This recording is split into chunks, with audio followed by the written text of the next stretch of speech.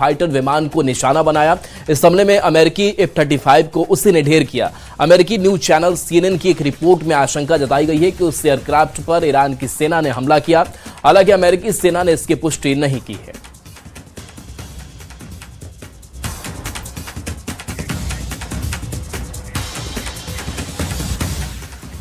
जंग के बीच बेन्यामिन नेतन्याहू का बड़ा दावा है, हम जंग जीत रहे हैं। नेतन्याहू ये दावा कर रहे हैं केवल हवाई हमलों से बदलाव संभव नहीं है, हम ईरान पर चौतरफा हमले कर रहे हैं। ईरान के पास परमाणु संवर्धन क्षमता नहीं है, IRGC के पास बहुत कम वक्त बचा है। ये नेतन्याहू की तरफ से दावे की बात कही जा रही है। Now that I dispatched this piece of fake, despite the fake news that is unfortunately being spread since the start of the war 20 days ago, we are winning and Iran is being decimated. Iran's missile and drone arsenal is being massively degraded and will be destroyed. Hundreds of their launchers have been destroyed, their stockpiles of missiles are being hit hard, and so are the industries that produce them. That's important. In Rising Line, we destroyed missiles and we destroyed a lot of the nuclear infrastructure. But what we're destroying now are the factories that produce the components to make these missiles and to make the nuclear weapons that they're trying to produce. We're wiping out their industrial base in a way that we didn't do before. Iran's air defenses have been rendered useless. Their navy is lying at the bottom of the sea. Today we hit the other part of their navy in the Caspian Sea. Their air force is nearly destroyed. Iran's command and control structure is in utter chaos. And I can tell you that there's still more work to do, and we're going to do it. Iran पर चौतरफा हमला करते हुए Israel ने पहली बार Caspian सी में ईरानी नौसेना के जहाजों पर एयर स्ट्राइक की है, जिसकी तस्वीरें भी सामने आई है। और कल अपनी लाइव प्रेस कॉन्फ्रेंस में नेतन्याहू ने इसका जिक्र भी किया था।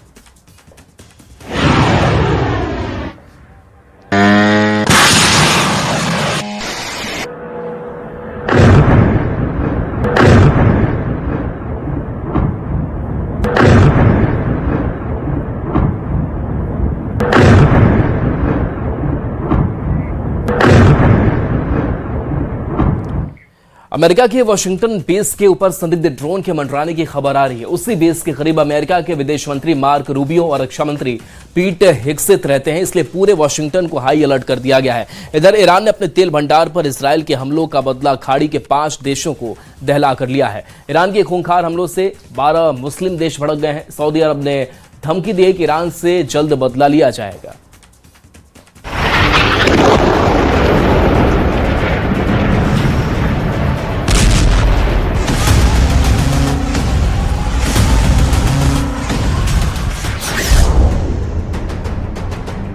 धरती के इस हिस्से में हर तरफ आग है, काला धुआं है और सिर्फ बर्बादी है। युद्ध का फैसला अब हथियार नहीं, ऑयल फील्ड की तबाही से होगा। ट्रंप ने धमकी दे दी है कि ईरान का एक भी तेल का कुआं अब सलामत नहीं रहेगा। ईरान ने जवाब दिया कि ट्रंप के दोस्तों के तेल के मैदान को वो राख कर डालेगा। खाड़ी में अमेरिका के दोस्त जिसके पास तेल है, गैस है, वो अब ईरान का क्रोध झेल रहा है।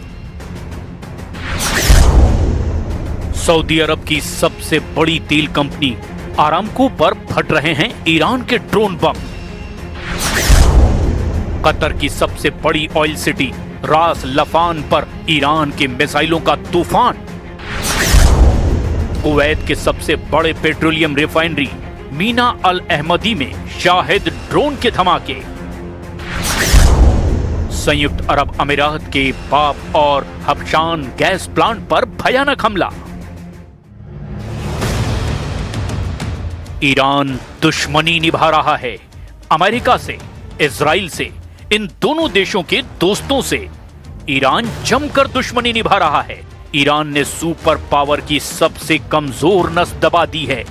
ईरान ने पावर हाउस जलाने शुरू कर दिए हैं।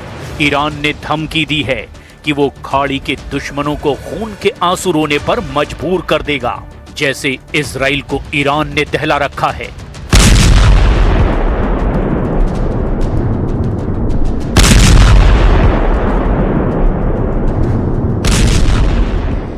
तेल अवीव पर फट रही ईरान की मिसाइलों ने कोहराम मचा रखा है।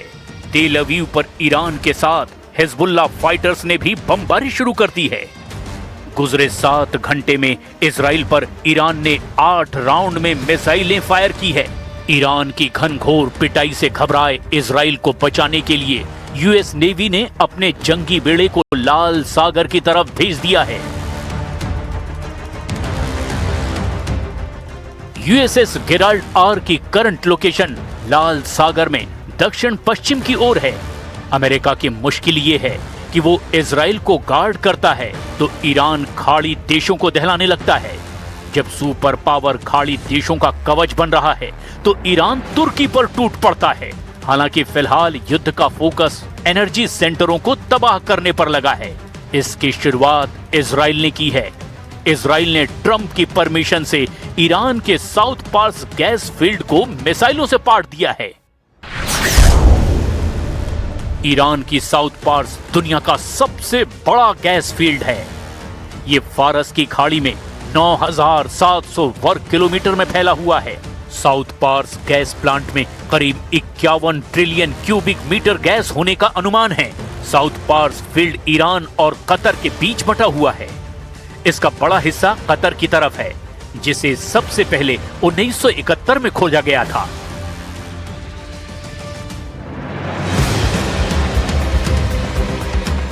साउथ पार्स फील्ड को ईरान की लाइफलाइन कहा जाता है। इजराइल ने जैसे ही साउथ पार्स पर हमला किया, ईरान ने पलटवार कर खाड़ी देशों को ड्रोन स्ट्राइक की डोज देनी शुरू कर दी। ईरान ने सऊदी अरब, कतर, कुवैत और संयुक्त अरब अमीरात पर एक साथ हमला बोला है। सऊदी अरब के 2 ठिकानों पर ईरान ने डबल फायर किया, जिससे भड़के प्रिंस मोहम्मद बिन सलमान ने ईरान को सख्त सजा देने की धमकी दिलवा दी है। ये धमकी मुसलमान देशों के सम्मेलन में दी गई। असल में वॉर टाइम में रियाद में इमरजेंसी मीटिंग बुलाई गई, जहां अजरबैजान, जॉर्डन, यूनाइटेड अरब अमीरात, बहरीन, पाकिस्तान, तुर्की, सीरिया, कतर, कुवैत, लेबनान और मिस्र के विदेश मंत्री ईरान के खतरे का हल तलाशने के लिए जुटे थे। लेकिन समिट के बीच ही ईरान ने खाड़ी के दुश्मनों को जोरदार हमलों से दहला दिया। इसके बाद सऊदी अरब ने करारा जवाब देने की धमकी दे दी। Will backfire. Will backfire politically. Will backfire, I believe, morally. And certainly, as we have stated quite clearly, we have reserved the right to take military actions if deemed necessary. And if the time comes, the leadership of the kingdom will take the necessary decision.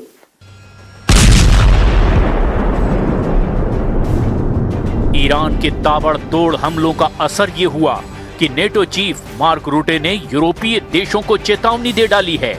Mark रूटे ने कहा कि Iran को रोकना बेहद जरूरी है, नहीं तो खाड़ी के बाद ईरान यूरोप से बदला जरूर लेगा। I think that's very important. This is important for European security, for the Middle East.